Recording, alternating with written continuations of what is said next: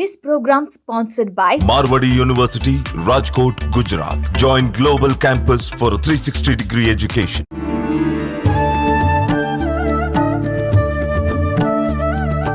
నమస్కారం, welcome to I dream. ధర్మ మార్గం కార్యక్రమానికి స్వాగతం. నేను విజేత. ప్రస్తుతం మనతో పాటు ఉన్నారు ప్రముఖ జ్యోతిష్యులు శ్రీ నందిబట్ల శ్రీహరి శర్మ గారు. ఇప్పుడు గురుగారితో మాట్లాడి మన సందేహాలన్నింటినీ నివృత్తి చేసుకుందాం. నమస్కారం గురుగారు. వాగర్థావివ సంపృక్తౌ వాగర్థ ప్రతిపత్తయే జగతః పితరౌ వందే పార్వతీ పరమేశ్వరౌ. సదాశివసమారంభాం శంకరాచార్య మధ్యమాం అస్మదాచార్య పర్యంతం వందే గురు పరంపరాం. ఆదిత్యాయ చ సోమాయ మంగళాయ బుధాయ చ గురుశుక్ర శనిభ్యశ్చ రాహవే కేతవే నమః. శృంగేరి పీఠాధిపతులకి, కంచి పీఠాధిపతులకి నమస్కారములు తెలియజేసుకుంటూ కార్యక్రమాన్ని ప్రారంభిద్దాం. గురుగారు, ఆషాఢ అమావాస్య ప్రతి ఒక్కరం కూడా కోరుకుంటాం ఆరోగ్యంగా ఉండాలని, నిత్య యవ్వనంగా ఉండాలని చెప్పి ప్రతి ఒక్కరు కూడా అనుకుంటూ ఉంటారు. మరి ఈ విధంగా ఉండాలి అనంటే దానికి తగ్గట్టుగా మనం ఏదో ఒకటి చేస్తేనే ఫలితం అనేది వస్తుంది. ముఖ్యంగా మనకు ఆషాఢ అమావాస్య ఆదివారం రోజున కలిసి వచ్చింది. ఆ రోజుని మనం ఈ రకంగా ఉపయోగించుకోవాలంటే ఎటువంటి విధంగా ఉపయోగించుకోవచ్చు అంటారు? చాలా మంచి ప్రశ్న అడిగారమ్మా. ఎందుకనంటే ఇంతకుముందు మీతో మాట్లాడినప్పుడు ఇదే సందర్భంగా నాకు తెలియజేశారు. అంటే చాలామంది ఇప్పుడు ఉన్నటువంటి ఈ ప్రజెంట్ సినారియోలో, అంటే గతము పాస్ట్ ఎక్స్పీరియన్స్తో మనం గనక చూసుకుంటే కరోనాతో చాలామందిని మనం కోల్పోయాం. అంటే మనకు తెలియని ఒక వైరస్ అనేటువంటిది మన శరీరాన్ని పూర్తిగా సమూలంగా నాశనం చేసేసింది. చాలామంది తట్టుకొని నిలబడ్డ వాళ్ళు కొంతమంది. అయితే ఇక్కడ ఎందుకు జరుగుతుంది ఇటువంటివి? ఇదివరకు ఉన్నా కానీ ఎందుకు ఆరోగ్యంగా ఇదివరకు తరం వాళ్ళు ఉన్నారు అంటే వాళ్ళు కొన్ని శాస్త్ర పరిజ్ఞానాన్ని అనుసరించి కొన్ని నియమాలు, కొన్ని పరిహారాలు చేసుకున్నారు. అయితే మరుగున పడిపోయినటువంటి ఈ యొక్క శాస్త్ర విజ్ఞానంలోని రహస్యాలని వీక్షించేటువంటి ఐ డ్రీమ్ ప్రేక్షకులకి అందరికీ అందించాలనేటువంటి యొక్క సదుద్దేశంతో మీరు అడిగినటువంటి విధంగా ఎన్నాళ్ళ నుంచి అడుగుతున్నారు.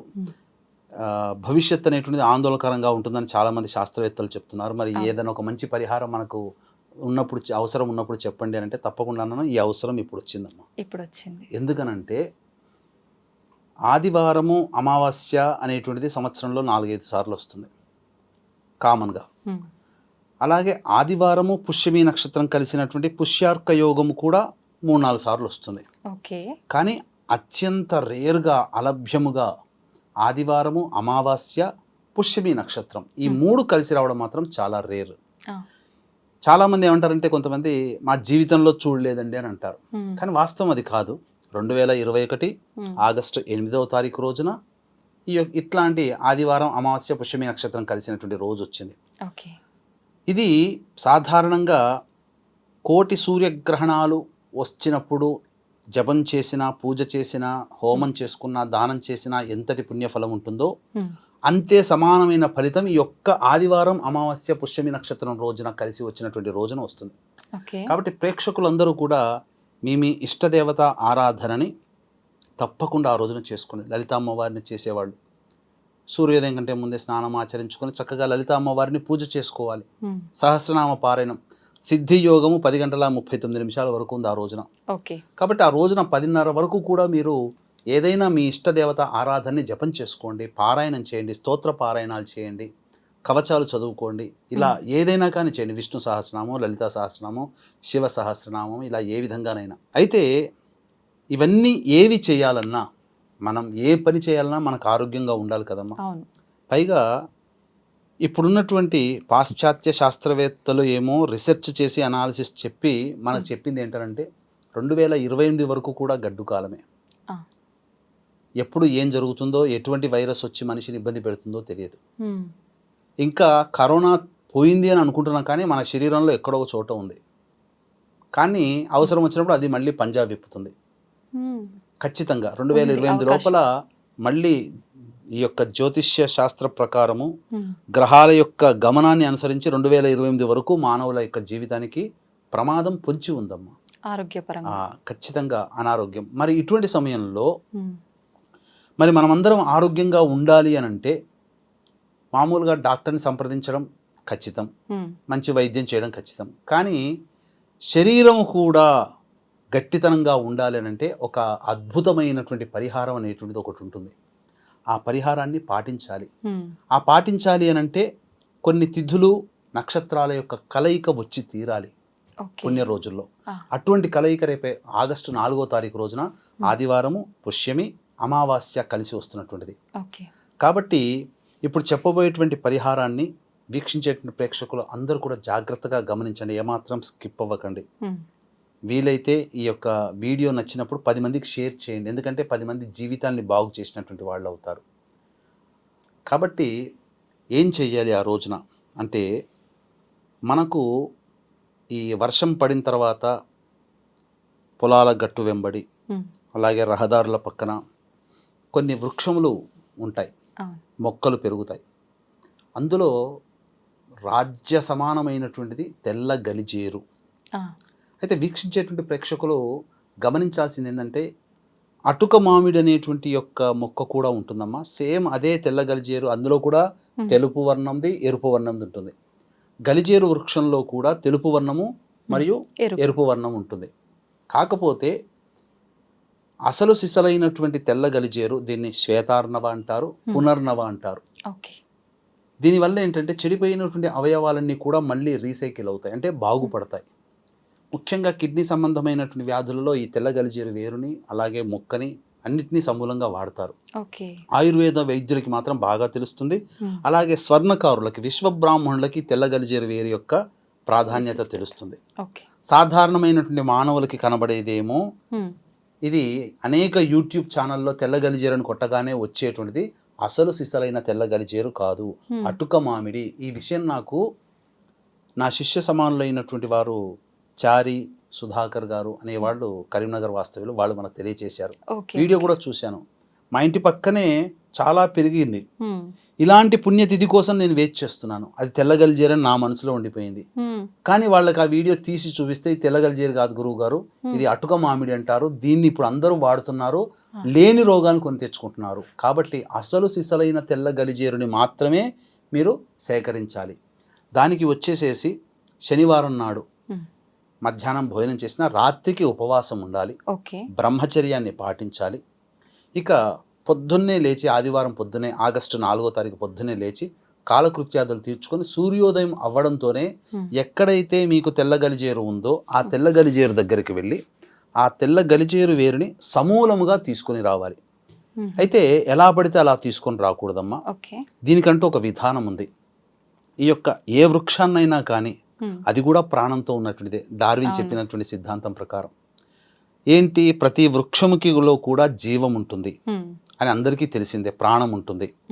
కాబట్టి అటువంటి ప్రాణం ఉన్నటువంటి దాన్ని మన యొక్క స్వార్థం కోసం తీసేటప్పుడు మనము అలా అయాచితంగా తీసుకోకూడదు, అంటే నియమాల్ని పాటించాలి. అప్పుడు ఆ వృక్షము లేదా ఆ మొక్కని వేడుకోవాలి, చేతులు ఘటించి, అమ్మ వృక్షరాజమా, నా సొంతం కోసం నేను వాడుకోదలుచుకుంటున్నాను, దయచేసి నాకు నీ యొక్క శక్తిని అనుగ్రహించు, నీలో ఉన్న శక్తి నాకు కావాలి అని నేను చేస్తున్నాను, నీవేమాత్రం బాధపడకమ్మా అని చెప్పి నమస్కారం చేసుకొని ముందుగా ఆ యొక్క వృక్షానికి పూజ జరపాలి. పసుపు కుంకుమ అనగానే ఏదో కిలోల కొద్దీ 100 గ్రాముల కొద్దీ పెట్టనవసరం లేదు. ఆ వృక్షానికి మొదట్లో కొద్దిగా పసుపు, కొద్దిగా కుంకుమ, ధూపదీప నైవేద్యములు ఇచ్చిన తర్వాత అప్పుడు ఆ వృక్షానికి చెప్పిన విధంగా నమస్కారం చేసుకొని క్షమాపణ చెప్పుకొని ఆ వృక్షం చుట్టూ ముమ్మార్లు ప్రదక్షిణ చేసి ఆ వృక్షం వేరు, ఆ వృక్షానికి ఎంత మాత్రము కూడా బాధ కలగకుండా ఆ వృక్షం ఆ చుట్టుపక్కల ఆ యొక్క చెట్టుకి పక్కన మట్టిని తీసి తవ్వి, తీసేటప్పుడు ఇనుప వస్తువుల్ని వాడకూడదు.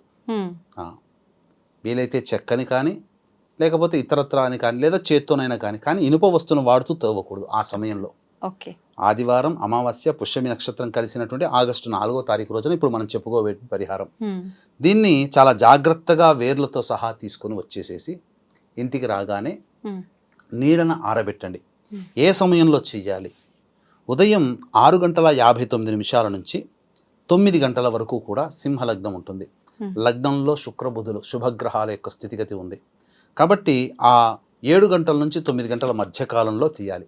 అప్పుడు కూడా అమృత ఘడియలు అనేటువంటివి 8:21 వరకు అమృత ఘడియలు ఉన్నాయి. కాబట్టి అమృత ఘడియలలో మనం తీసినటువంటిది అమృత తుల్యమవుతుంది. కాబట్టి ఆ సమయంలో తీసిన తర్వాత నీడను ఆరబెట్టి అది పూర్తిగా నీడలో ఎండిపోవాలి. ఎండిపోయిన తర్వాత కల్కము తీసుకోవాలి. కల్కము కల్కము అని అంటే ఆ యొక్క దాన్ని మర్దనం చేసేటువంటిది ఆయుర్వేద వైద్యంలో దొరుకుతుంది అది. ఓకే. కల్వము అని అంటారు, లేదా రోకలి, మనం చెప్పుకోవాలంటే రోకలి బండ. అయితే మందులు తయారు చేయడానికి స్పెషలైజేషన్ కొన్ని ఉంటాయి.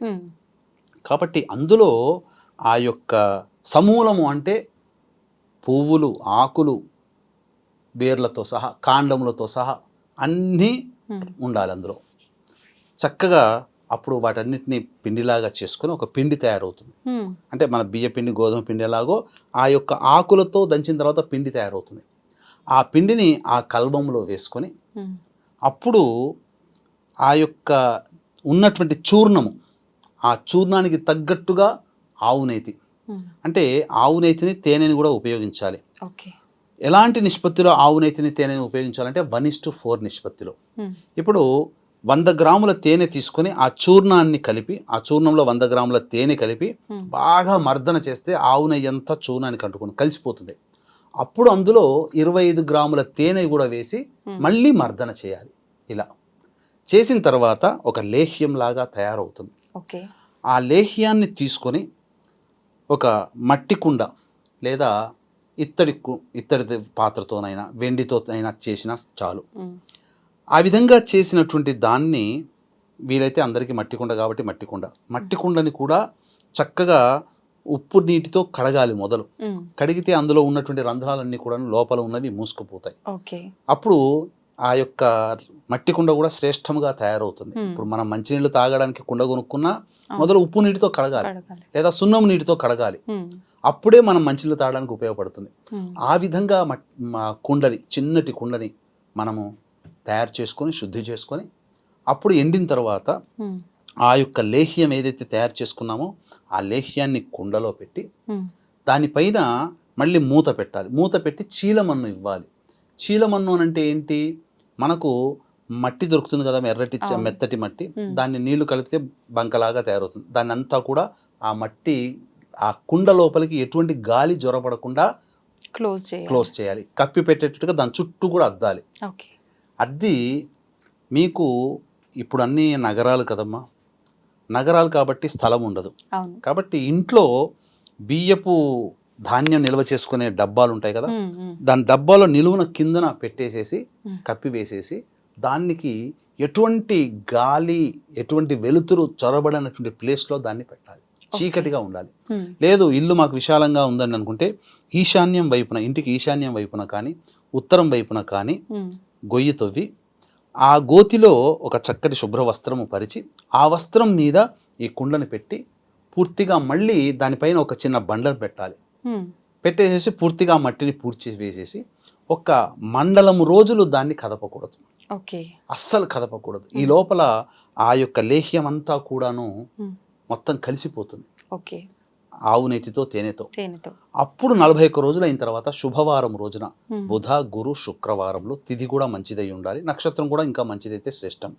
అప్పుడు దాన్ని బయటికి తీసి ప్రతిరోజు గనక ఒక కర్ష మాత్రం, అంటే వేరుశనగ గింజంతైనా లేదా కుంకుడుగాయ గింజంతైనా లేదా అల్లనేరేడు గింజ ఉంటుంది కదా, అల్లనేరేడు గింజంతైనా కానీ తీసుకొని ప్రతిరోజు మొహం కడగగానే వేసుకొని ఒక అరగంట 30 గంట వరకు ఏ పదార్థం తీసుకోకుండా ఉండినటువంటి వ్యక్తి 40 రోజులు ఆ విధంగా ఆ లేహ్యాన్ని గనక సేవనం చేస్తే బృహస్పతితో సమానమైనటువంటి మేధాశక్తి కలిగినటువంటి విద్వాంసుడు అవుతాడు. శరీరంలో వన్నె చేకూరుతుంది, వన్నె శరీరంలో రంగు వస్తుంది, పైగా శరీర పటుత్వం పెరుగుతుంది. అంటే మనం పుట్టినప్పుడు చాలా మందికి తెలుసు, అరే పుట్టినప్పుడు చాలా తెల్లగా ఉన్నవరా అని చెప్పి అంటుంటుంటారు. కానీ రాను రాను పిగ్మెంటేషన్ కావడం వల్ల శరీరం వర్ణం మారుతుంది. మనం పుట్టినప్పుడు ఏ కలర్లో ఉన్నామో మళ్ళీ ఆ కలర్కి వస్తాం అది చేయడం వల్ల. ఆ విధంగా కాబట్టి అయితే ఇక్కడ గమనించాల్సింది ఏంటంటే, వీక్షించేటువంటి ఐ డ్రీమ్ ప్రేక్షకులు కూడా అచ్చమైనటువంటి తెల్ల గలిజేరు ఉంటేనే చెయ్యండి, దొరకకపోతే దీన్ని మానివేయండి. మీకు తెలవాలి, భవిష్యత్తులో ఇట్లాంటివి వచ్చినప్పుడు మళ్ళీ చేసుకోవడానికి ఈ వీడియోని లైక్ చేసి మీ దాంట్లో పెట్టుకోండి లేదా డౌన్లోడ్ చేసుకోండి. ఇది ఎప్పటికైనా ఉపయోగమే. ఎంతటి శరీరం ఉంటుందంటే అమ్మా, శరీరంలోగా చేరిపోయి నిలవ ఉండిపోతుంది, ఆ బలము పటుత్వం పెరుగుతుంది. పైగా ముడతలు, ఇప్పుడు మనకు చేతికి ముంజేతికి కానీ మెడ దగ్గర కానీ నుదిరి దగ్గర కానీ ఎందుకు ముడతలు వస్తాయమ్మా? ఆ ప్రదేశంలో ఇంకా కణజాలము రాదు, కణజాలము ఉత్పత్తి కాని చర్మం ఎక్కడైతే ఉంటుందో అక్కడంతా కూడా ముడతలు వచ్చేస్తుంది. అంటే ఆఫ్టర్ 40 ఇయర్స్ తర్వాత ప్రతి వ్యక్తికి స్త్రీ పురుష భేదం లేకుండా కణజాలం అనేటువంటిది ఉత్పత్తి కాదు. అందువల్లనే మాంసం చేకూరదు, అలాగే శరీరంలో ముడతలు వస్తాయి, వృద్ధాప్య లక్షణాలు వస్తాయి. ఇవి సేవించడం వల్ల వృద్ధాప్య లక్షణాలన్నీ కూడా తొలగిపోయి నిత్య యవ్వనం వద్దుడవుతాడు. కానీ కల్పంలో ఏం చెప్పబడి ఉందనంటే 500 సంవత్సరాలు బ్రతుకుతారు దీంతే అని చెప్పి చెప్పబడి ఉంది. కానీ అంత అత్యాశ అవసరం లేదు. పూర్వకాలంలో ఆ కాలం వాతావరణ పరిస్థితులు సరిగ్గా ఉన్నాయి కాబట్టి బతికి ఉండవచ్చు. కానీ మనకు ఉన్నటువంటి నిండు 100 ఏళ్ళు 120 సంవత్సరాలు ఒక మనిషి ఆయుష్. కనీసం 100 ఏళ్ళైనా కానీ అనారోగ్యం పాలు కాకుండా ఇది సేవనం చేయడం వల్ల చాలామంది ఆరోగ్యంగా ఉంటారని చెప్పడంలో ఏమాత్రం సందేహం లేదు. కాబట్టి ఇంతటి అలభ్య పుణ్యతిథి అయినటువంటి ఆగస్టు 4వ తేదీన ఆదివారం అమావాస్య పుష్యమి నక్షత్రం వచ్చినటువంటి సందర్భంగా మనం ఎన్నో గత జన్మ కర్మదోషాలు ఉండడం వల్ల సమస్యలు ఎదుర్కొంటాం. గత జన్మ కర్మదోష నివారణకి, అలాగే ఎదుటి మనుషులని ఇబ్బంది పెడుతుంటాం కాబట్టి ఆ ఇబ్బంది పడ్డటువంటి సందర్భంగా వాళ్ళ ఉసురు తగులుతుంది. కాబట్టి అటువంటి శాపాలు మనకు తగలకుండా ఉండడం కోసం విద్య, వివాహ, ఉద్యోగ, దాంపత్య, అనారోగ్య సమస్యలకి, వృషభ, బిందున, కర్కాటక, సింహతుల, వృశ్చిక, మకర, కుంభమీన రాశిలో జన్మించిన వారికి శనిదోష పరిహారార్థమే కేవలం 1500 రూపాయలకి ఈ యొక్క హోమాది కార్యక్రమాలు, కర్మదోష నివారణ కార్యక్రమాలు అనేటువంటి జరిపించడం జరుగుతుంది. మీకు అవకాశం ఉంటే ప్రతి నెల ఒక్కొక్క క్షేత్రంలో సంవత్సరం పాటు మీ కుటుంబ సభ్యుల గోతనామాలతో కూడా నమోదు చేసుకోవచ్చు. అవకాశం ఉన్న వాళ్ళు కార్యక్రమ తదనంతరం కాంటాక్ట్ చేసి పూర్తి వివరాలు తెలుసుకోవచ్చు. ఇక వీక్షించేటువంటి ఐడ్రీమ్ ప్రేక్షకులు కూడా గమనించాల్సింది, ఇది తెల్ల గలిజేరు అని దొరికినప్పుడు మాత్రమే మీరు ఈ యొక్క పరిహారాన్ని పాటించండి. ఇంకా మీకు 3 రోజుల ముందరనే ఈ విషయాన్ని మీకు తెలియచేస్తున్నాం కాబట్టి తప్పకుండా దీన్ని ఆచరించండి. ఆయుర్వేదం మనకు అందించినటువంటి అద్భుతమైనటువంటి, అపూర్వమైనటువంటి, అలభ్యమైనటువంటి కల్పము. ఈ కల్పాన్ని సేవించినటువంటి వాళ్ళకి ఇక తెల్ల గలిజేరు గురించి ఎవరైనా ఆయుర్వేద వైద్యుల్ని సంప్రదిస్తేనమ్మా వాళ్ళకు ఆ వృక్షానికి నమస్కారం చేస్తారు. ఎందుకనంటే ఎన్నో రకాలైనటువంటి, ఇప్పుడు మందుకు బానిసైనటువంటి వాళ్ళని కూడా మార్పించేది ఈ యొక్క వేరే చాలా ఉన్నాయమ్మా. కిడ్నీ సంబంధమైనటువంటి కావచ్చు, కంటికి సంబంధించిన శుక్లాలు వస్తాయి కదమ్మా, కంటికి సంబంధించిన దోషం కూడా పోతుందమ్మా. కాబట్టి శరీరంలో పటుత్వం పెరుగుతుంది. ఇక భవిష్యత్తులో ఎటువంటి ఉపద్రవాలు, ఎందుకంటే ఎప్పుడు కరోనా చెప్పి వచ్చింది కాదు, భవిష్యత్తులో బయోవార్స్ అనేటువంటివి వస్తాయి. ఇటువంటి వైరస్ల ప్రభావం మన శరీరానికి పాకుతుంది. ఇప్పుడు మీకు చెప్పాలంటే కురుక్షేత్ర యుద్ధం సాగింది కదమ్మా, అందులో వాడినవన్నీ అణ్వస్త్రాలే కదా. అంతటి అణ్వస్త్రాలతో చనిపోయిన వాళ్ళు ఉన్నారు, కానీ బ్రతికిన వాళ్ళు కూడా ఉన్నారు కదా. వాళ్ళ శరీరం ఆ యొక్క అణ్వస్త్రాన్ని కూడా తట్టుకోగలిగిందంటే వాళ్ళు ఇటువంటివి సేవించి ఉంటారు కాబట్టి శరీరం తట్టుకోగలిగింది. 18 రోజులు యుద్ధం చేశారు, అణ్వస్త్రాలకి బారిన పడ్డా కూడా మళ్ళీ పని చేశారు. కాబట్టి ఇటువంటి అమూల్యమైనటువంటి ఆయుర్వేద తంత్ర పరిహారాన్ని అందరూ పాటించండి, తప్పకుండా మీకు మంచి జరుగుతుంది అని చెప్పడంలో ఏమాత్రం సందేహం లేదమ్మా. నిజంగా చాలా మంచి రెమెడీ గురువు గారు. ప్రతి ఒక్కరం కూడా కోరుకునేది ఆరోగ్యము, ఆయుష్. మీరు చెప్పినట్టు 120 ఏళ్ళు కాకపోయినా ఇప్పుడు చూస్తున్నాం కదా, చిన్న చిన్న వయసులోనే అకస్మాత్తుగా ఏదో ఒక హెల్త్ ఇష్యూ వచ్చి అలా వెళ్ళిపోయేవారు ఉన్నారు. అలా జరగకుండా ఉన్నంతకాలం హెల్దీగా ఉంటే దానికి మించిన అదృష్టమే ఇంకోటి. ఆరోగ్యమే మహాభాగ్యం. ఆరోగ్యంగా ఉంటేనే అన్ని పనులు చేసుకోగలుగుతాం. నిజంగా చాలా మంచి రెమెడీ తెలియజేశారు గురుగారు. ధన్యవాదాలు. సర్వం శ్రీ ఉమామహేశ్వర పరబ్రహ్మార్పణమస్తు.